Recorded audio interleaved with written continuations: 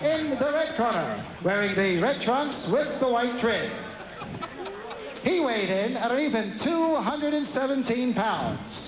This young fella has 17 wins, 1 loss, 1 draw, with 13 knockouts. From Newark, New Jersey, ladies and gentlemen, let's welcome aboard Big Art Tucker. And his opponent in the blue corner, wearing the white trunks with the blue trim. He tipped in at an even 225 pounds. This young man is undefeated in 17 professional bouts with 15 knockouts. The 1988 Olympic silver medalist in a super heavyweight division from Brooklyn, New York. Boxing fans, here is Riddick Bowe.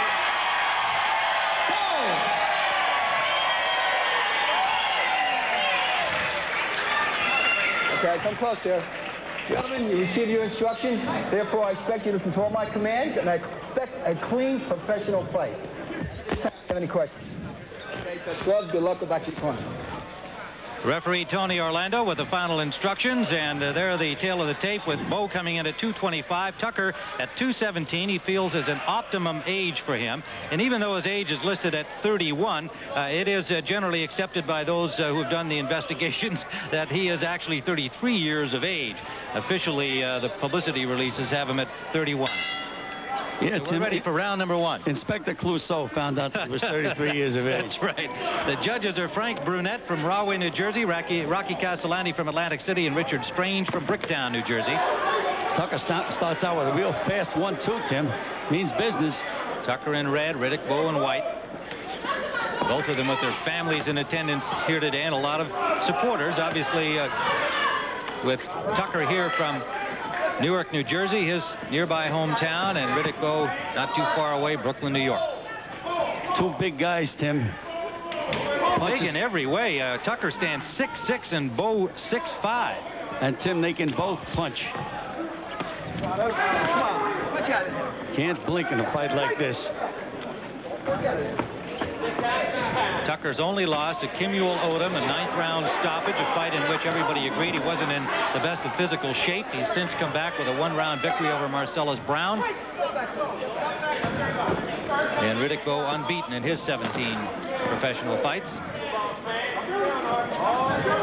A minute gone by in round number 1, scheduled for 10. No puncher, no puncher like that. Come on, just right break through the both.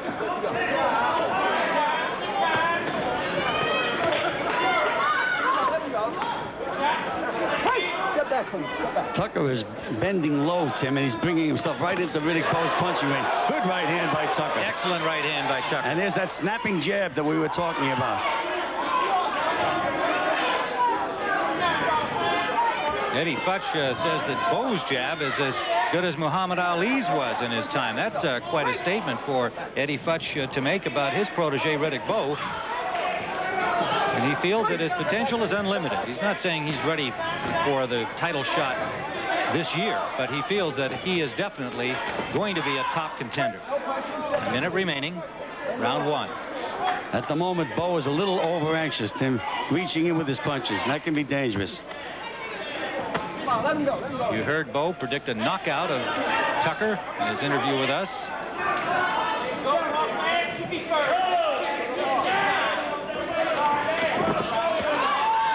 Tucker goes down. It was not from a blow.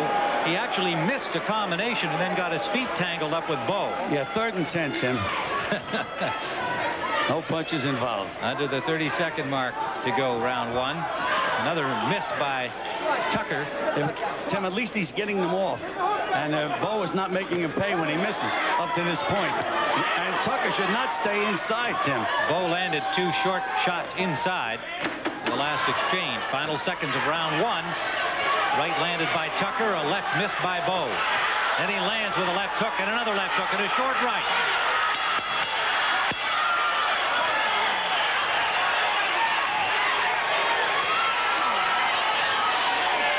Action-packed final seconds of round number 1. They were still throwing leather at the bell. Looking into the corner now of Art Tucker. Working with him is trainer Ali Stoltz, a former boxer of some distinction himself. And he has Walter Sykes and Al Gavin, his cut man. Listen to me. Listen to Uncle Al. Got a slight cut over your left side. Riddick Bowe, managed by Rock Newman, trained by Eddie Futch, as we mentioned earlier. Going back into that exchange right at the bell. Oh, this was just prior to the bell, pardon me, when Tucker went down, getting his feet tangled up. And here's the action just as they came to the final bell. Both fighters landing a couple of good shots. Now live to round number 2. Tim Ryan and Gil Clancy at Harrah's in Atlantic City. Tucker in red, Riddick Bowe in white. Tim, Tucker was a little over-anxious. He should be working behind that jab. Instead, he's reaching with that right hand. Both guys have left themselves wide open at times in this fight, Tim.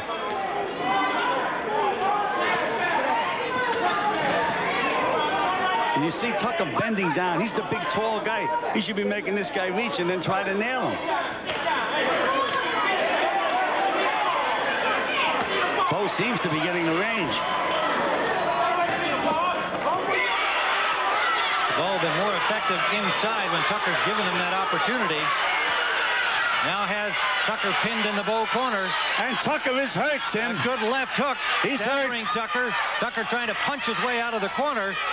Well, he's where he doesn't belong. He shouldn't be inside with the stronger, heavier Riddick Bowe.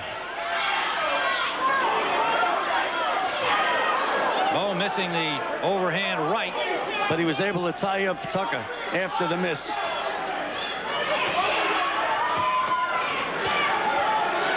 Tucker now again resting on the ropes over there. Dangerous territory.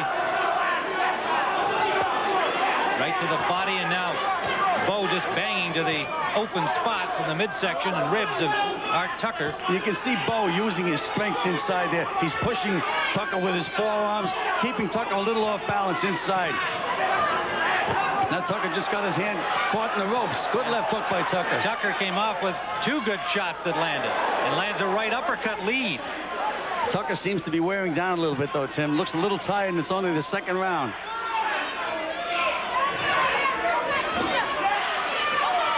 Tucker caught Bowe leaning in. Bowe again bangs to the body. Under a minute we go in round number 2. I don't know about Bowe, but I know Tucker can't keep this pace up, Tim. No way.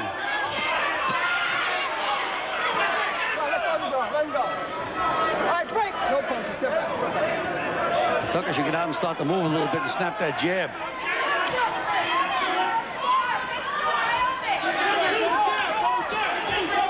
Bowe jabbing, missed with a right, came back with a left. Under 30 seconds we go round 2. And Tucker lands a right hand. Little cut, it appears, at the corner of the left eye of Tucker. Well, Al Gavin will take care of that, Tim. Good cut, man. A right to the jaw from Bowe. And Tucker pinned in the corner in a combination by Bowe. And you can see Bowe out-strengthening him inside, Tim. He's pushing him.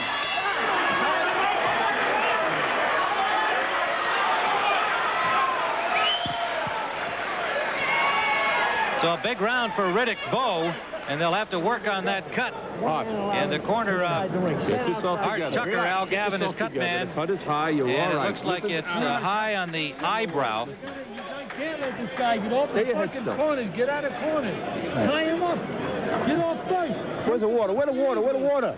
The guy's bullshit. Just below the eyebrow. Sorry, I got it. I got it.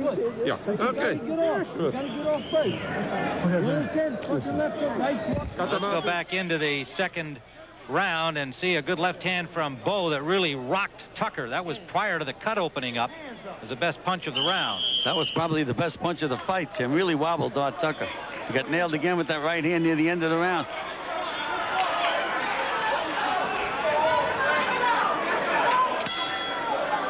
Round number 3.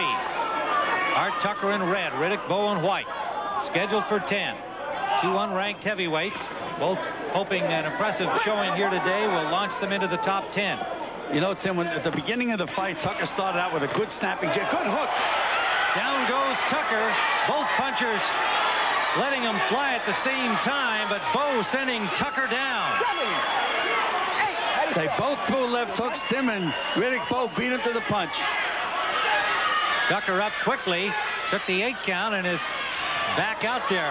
See whether Bowe can follow up.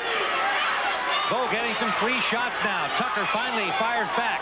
And Tucker has forgot all about boxing, all about the fact that he has a good jab. He's brawling with a brawler. And his legs look a little shaky here, to say the least. Very shaky, Tim. Look at Bowe working inside short punches. That's that Eddie Futch teaching. Tucker with a minute gone here in the 3rd round. And now watch, Tucker just has forgot to throw a jab, Tim. Hasn't used the jab at all. Good right hand sends him down again. 2 knockdowns in this round. Remember, in New Jersey, if he is knocked down 3 times, that's it. He may not get up from this one. Let's see. 9. Tucker gets to his feet. You okay? Okay. Tony Orlando asks him how he is. He'll continue. It's just a matter of time now, though, Tim. Tucker fought the wrong fight after the 1st round. Now Bowe backs him into the ropes, and they'll stop, and it's all over. Tony Orlando stepping in, saving Tucker from further punishment as he was wobbly on the ropes, and Riddick Bowe has stopped Art Tucker in the 3rd round here in Atlantic City. At 1:18 of the 3rd, and the undefeated Riddick Bowe continues on his path into the top 10, now standing at 18-0 with 16 KOs. The Olympic silver medalist. And Gil, you referred to his strength in this fight as we see Tucker's cut being attended to by Dr. Frank Doggett. The physical strength, the weight advantage of Bowe seemed to be a factor. It was the biggest factor in the fight, Tim. And Art Tucker started out the 1st round snapping a jab, throwing some nice right hands, but after the 1st round it became a brawl, and he certainly couldn't brawl with Riddick Bowe. Bowe was too big and strong. First knockdown in round number 3 scored by Riddick Bowe, and they both exchanged those lefts. And now we'll see the 2nd knockdown was a right to the ear. Down went Tucker, and he was in trouble on the ropes when Tony Orlando stepped in to stop it. And the undefeated Riddick Bowe, with an impressive show here, scores a 3rd round knockout. So now let's take you to our studios in New York and Greg Gumbel. All right, thank you, Tim. We're back live in Atlantic City. Let's get the official time from Ed Darien. From the beautiful Broadway by the Bay Theater, here at Harrah's Marina Hotel and Casino, referee Tony Orlando stops this bout at 1 minute and 41 seconds of the 3rd round, and a winner by a TKO, and still undefeated, Riddick Bowe. And let's hear it one more time for Big Art Tucker. Let's hear it. Well, here's the winner with a 3rd round knockout, Riddick Bowe. And Riddick, I think you have to feel very good about this performance. You predicted a knockout. In 3 rounds, man, I might add. You might add, and I knew you would add. But I think you should feel good about it also, because one of the knocks, if you will, of your performances so far is simply that you haven't been in against tough guys as you've started to learn this professional side of your career. But everybody felt that Art Tucker was a good test for you. Did you have the same feeling? Well, first of all, I have no control over who I fight. Number 2, I was a good fighter, but I'm so much superior. How superior are you? In other words, at what level should we see Riddick Bowe fighting next? Well, we'll keep on fighting guys with the same ability as Art. Then after a while, we'll move up a notch again. All right. Let's go back and look into that 1st knockdown of the 3rd round here. It looked like both of you unloaded big left hands. You just got there faster. Yeah, I was trying to set him up with the left hook, but that's the right hand right there. That's the 2nd knockdown. Right hand is lethal. I hit him with that small nuclear warhead. He couldn't do nothing but fall. Well, now, after that 2nd knockdown, you had him in trouble against the ropes, and referee Tony Orlando watching him very closely here. You knew you had him done. Oh, yeah. Papa Smurf told me to, try to stay close to him, don't throw my right hand, from too far out. But again, I got to go back to the gym and work on that. But I knew it was just a matter of time before I got him. You better explain that Papa Smurf, as you call him, is Eddie Futch, 78 years young, one of the great trainers in boxing history. And Eddie, you've been making some extravagant comments about your young man, comparing his jab to Muhammad Ali and his potential of that of Larry Holmes. Well, I firmly believe in these predictions and these comments, because he's shown me that he has the tools. I saw Larry Holmes when he was beginning, and Bowe, I think, has surpassed Larry Holmes at the like stage of their development. All right, well, Bo knows boxing. We know that by now. The point is...